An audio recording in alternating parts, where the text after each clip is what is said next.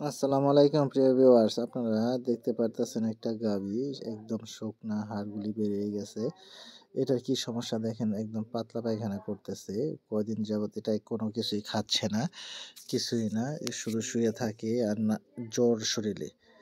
আমি অনেক কিছু ট্রাই করার পরও ও যখন ঠিক হচ্ছিল না, তখন আবার আমি দেখলাম যে ওর খাবার রুচির ওষুধ খাওয়াই আর খাওয়াই, দেখতে পারতেছে না ওষুধগুলি। এই ওষুধ ২ টা আমি আনছি আমার ফার্মেসি থেকে খাওয়ানোর জন্য। এটা খাওয়ালে গরুর রুচি বেড়ে যায়। আর পেটে কোনো সমস্যা থাকলে তাও আবার শেষ হয়ে যায়। পেটে কোনো সমস্যা থাকলে তাও আবার ঠিক হয়ে যায়। তাই আমি এই ওষুধগুলি আনলাম, ফার্মেসি থেকে নিয়ে আসলাম আসার সময় সকালবেলা খাওয়ানোর জন্য। তাই আমি সকালবেলা ঘরে গেলাম, যাওয়ার পরে ওষুধগুলি নিয়ে দেখতেছিলাম অনেক পাতলা পায়খানা করতেছে, তার শরীরে জ্বরও আছে, নাক ঘামানা কিছু না, জবরও কাটতেছে না। কয়দিন যাবত এরকম অবস্থা আমি লক্ষ্য করতেছি। গাভীটি আবার 7 মাসের প্রেগনেন্ট, বাচ্চা দিবে। দেখেন নাকে কোনো ঘাম নাই, কিছু নাই, শরীরে প্রচণ্ড জ্বর, নাক দিয়ে পানি পড়তেছে। এরকম কয়েকদিন যাবৎ দেখতেছি, লক্ষ্য করতেছি আমি। তখন এই ওষুধগুলো আনছি। ওষুধগুলো খাওয়ানোর পরে দেখতেছি যে তার পেটের ভেতরে কোনো সমস্যা আছে অবশ্যই, না হলে এই গাভী প্রচুর পরিমাণে খাইতো এবং এই স্বাস্থ্যবানও ভালো ছিল। হঠাৎ করে খাওয়া দাওয়া সব বন্ধ করে দিছে। তাই আমি এটাকে কি করা যায় এটা নিয়ে টেনশনে পড়ে গেছি, যে কারণটা হলো ও 7 মাসের প্রেগনেন্ট। তাই তাকে কি করি? এখন ও তো খাচ্ছে না, তার শরীরে জ্বর, আর জ্বরের ট্যাবলেট খাওয়াইছি ফার্স্ট বেড, তাও দেখা যাচ্ছে যে জ্বর কমছে কিছু, কিন্তু খাওয়া দাওয়া মোটেও করতেছে না।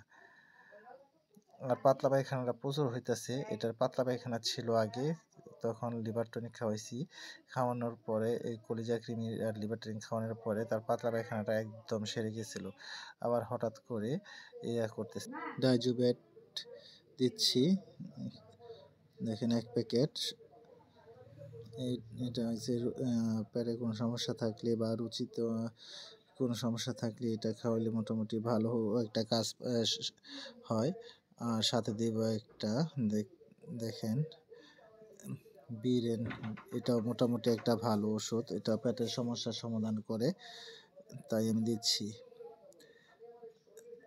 ২ টা একসাথে দিলে হয়, অনেক ক্ষেত্রে দেখা যায় এটা প্রচুর পরিমাণে একটা ভিতরে গ্যাস হয়।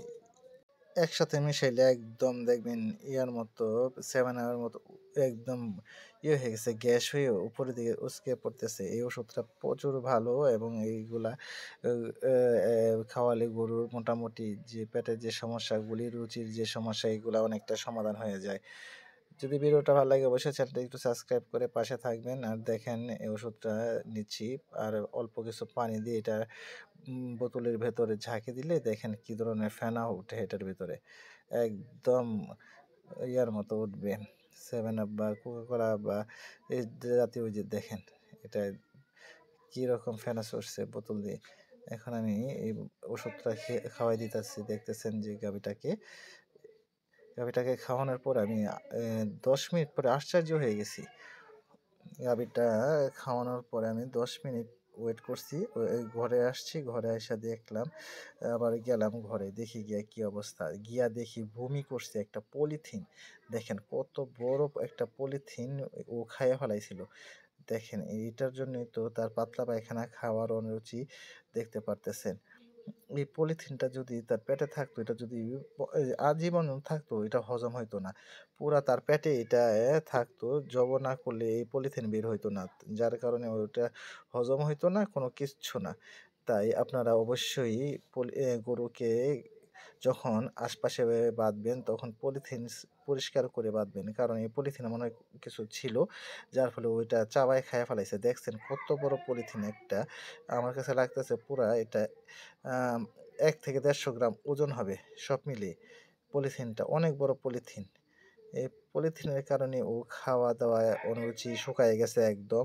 পাতলা পায়খানা, দেখতেছেন একদম হাড়-গুড় সব বের হয়ে গেছে এই পলিথিন খাওয়ার কারণে।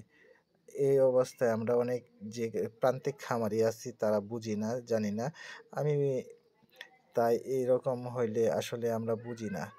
তাই আমি বলব যে আপনারা যখন গরুকে কোনো খালি জায়গায় বাঁধবেন, যদি পলিথিন আশপাশে থাকে তাহলে এগুলি ফেলে দিবেন। না হয় এই অবস্থা হবে আমার গরুর মতো। দেখ এই পলিথিন খেয়ে তার যে অবস্থা হইছে, ওই যে সাথে যে বাচ্চাটা, এটা আবার তার বাচ্চা আবার ৭ মাসের গর্ভবতী ও। ৭ মাস গিয়ে প্রায় ৮ মাসে পড়ছে। আর ১-১.৫ মাস পরে বিয়ে যাবে।